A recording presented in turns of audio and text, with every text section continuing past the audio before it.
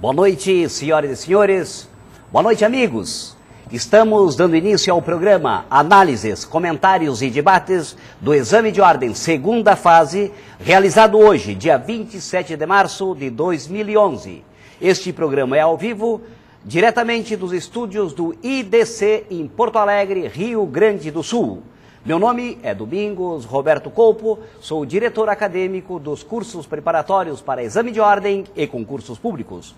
O IDC é uma instituição fundada em 1962 e, desde 1996, realiza cursos preparatórios para exame de ordem. Portanto, pioneiro em cursos preparatórios do exame de ordem. Seus professores são altamente qualificados e com muita experiência em exames de ordem e concursos públicos.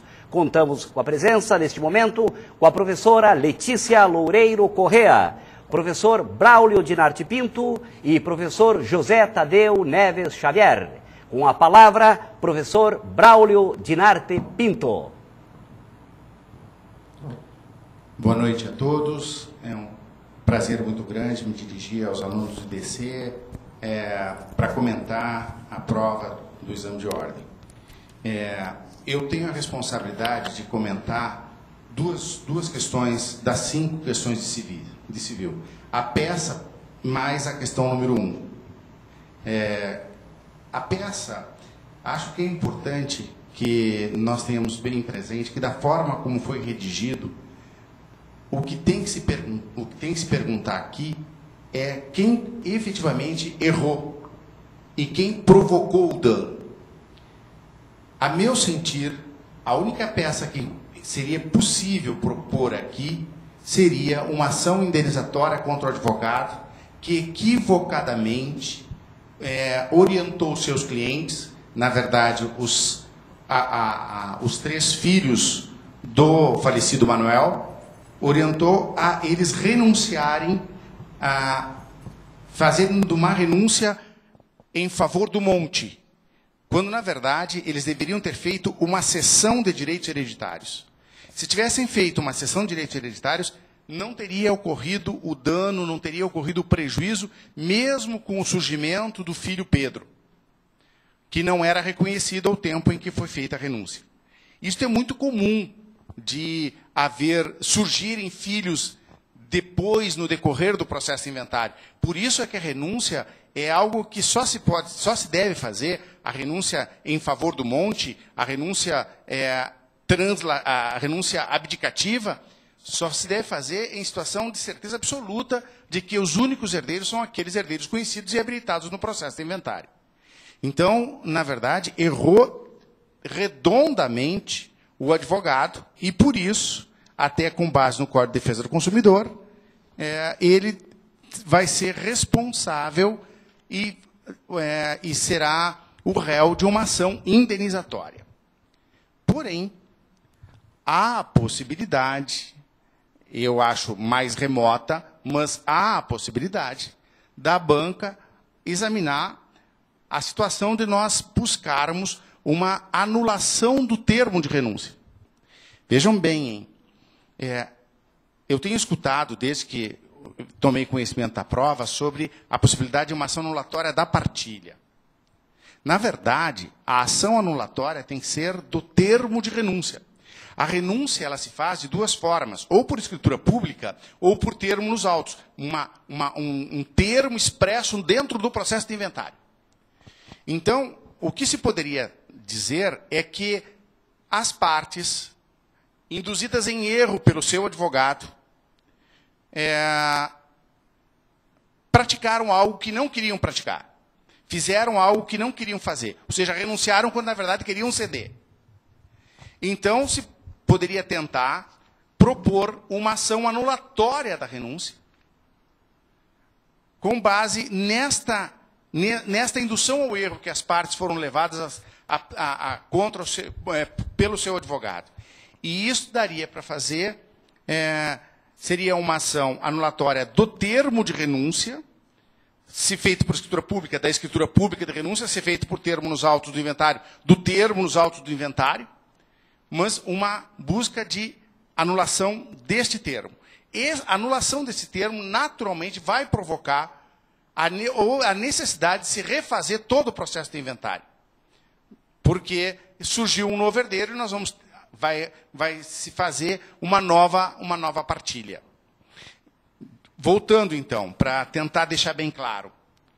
Eu entendo que a melhor solução para esta questão seria uma ação indenizatória contra o advogado. Poderá a banca, e eu acho que essa alternativa, a meu sentir, deveria ser a com menor probabilidade de acontecer, poderá a banca entender da possibilidade da propositura de uma ação anulatória para buscar a anulação da renúncia e, via de consequência, fazer com que os herdeiros, os 3 filhos, efetivamente herdem, porque eles não queriam renunciar, na verdade, eles queriam ceder, eles queriam doar para a mãe o quinhão hereditário que eles teriam. Então, acho que essas seriam as 2 alternativas. E, apesar de eu achar que o correto seria uma ação indenizatória contra o advogado, eu fico me perguntando se no exame de ordem, se poderia a banca examinadora fomentar a divergência e o conflito entre o cliente e o advogado. Se efetivamente eles fariam isto. Nós buscamos de todas as formas pacificar a relação dos advogados com os seus clientes. Nós estamos dentro de um exame de ordem. Será que a banca examinadora pensou em penalizar o advogado por um erro dele cometido? Acho que esta é a única solução que eu vislumbro aqui, mas tenho dúvidas. Então, por isso, acho que não se pode descartar, sob nenhuma hipótese, a possibilidade de se fazer uma ação anulatória, buscando a anulação do termo de renúncia e, via de consequência, reabilitando os herdeiros renunciantes, que, na verdade, não queriam ser herdeiros renunciantes, queriam ser cedentes, queriam ser doadores das suas cotas para a sua mãe. Então, por causa disso, acho que fico bastante preocupado com esta peça processual pedida na prova de civil. Acho que é uma questão bem complexa.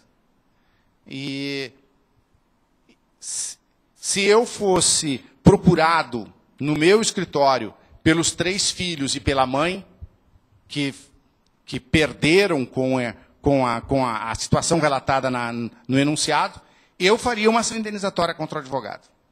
Mas tenho, sinceramente, muita preocupação e acho que a banca não deveria fomentar o conflito entre os advogados e as partes, e por isso talvez a solução apontada pela banca não seja essa. Talvez a solução apontada pela banca seja aquela de uma ação anulatória do termo de renúncia.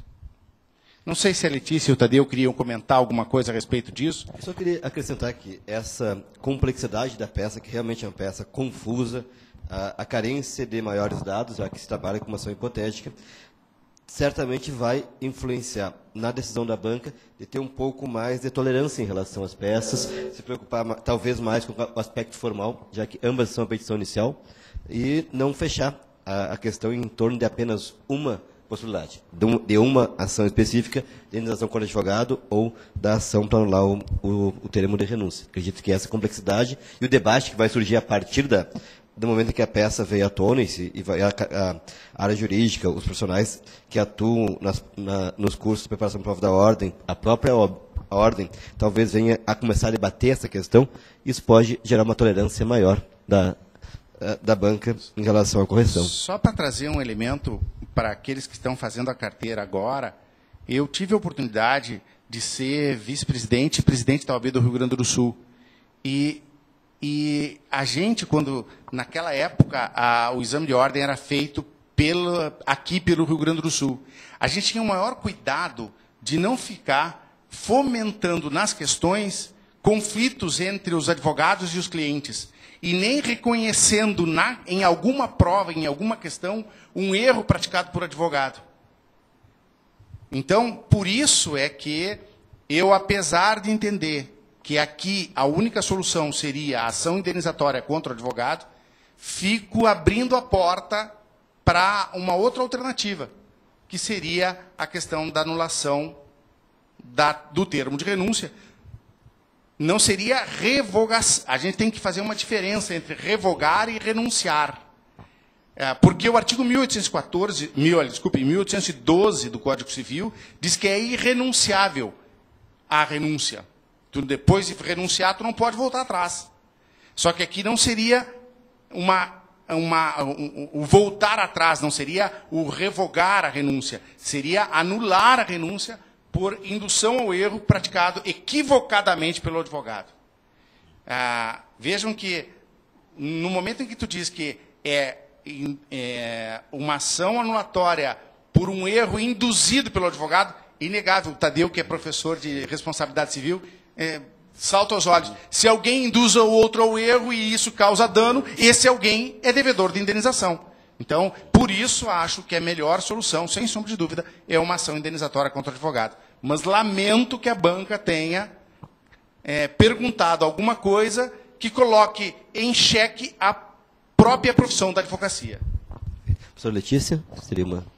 Eu, antes de mais nada, boa noite a todos. Espero que tenham tido êxito na prova.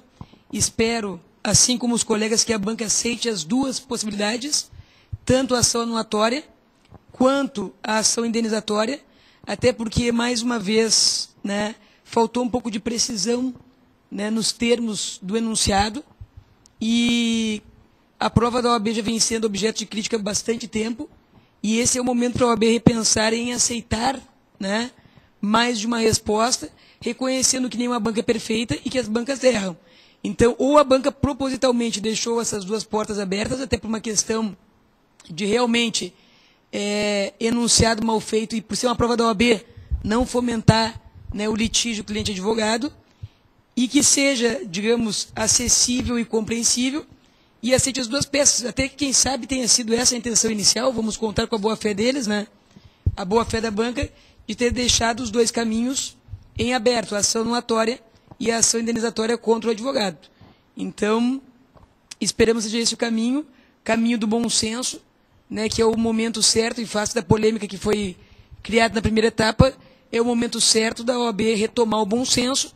Na segunda etapa, estamos comentando do civil, mas certamente outras áreas também, esse momento de mostrar que a OAB está cumprindo seu papel e aceite, então, as duas peças. Até porque, Letícia, me parece que não há, numa prova dissertativa como esta, onde não há uma regra absoluta de uma única ação ou de uma única solução jurídica. Isso é muito comum na vida dos advogados, que se vocês forem em 3 escritórios diferentes e colocarem para eles o mesmo caso, não é incomum que nós tenhamos petições ou nomes de ações ou escolha de procedimentos diferentes para um mesmo caso. E então, ambos plenamente válidos. Exatamente. Válidos e eficazes. Nenhum errado, não é, Tadeu? E nenhum errado. Porque não, é importante que se diga, e os professores de processo que não briguem comigo, que o processo é um meio de alcançar o bem da vida. Se daqui a pouco a parte obtém o bem da vida por uma outra ação, por uma outra demanda, ela vai estar plenamente atingindo o seu objetivo. Então, acho que a banca também tem que considerar essa questão. E aqui não tenho dúvida, nós temos duas alternativas. Acho que, se eu fosse faria uma indenizatória, mas eu não posso descartar de maneira nenhuma a ação anulatória do termo de renúncia, o que vai ensejar naturalmente a anulação da partilha.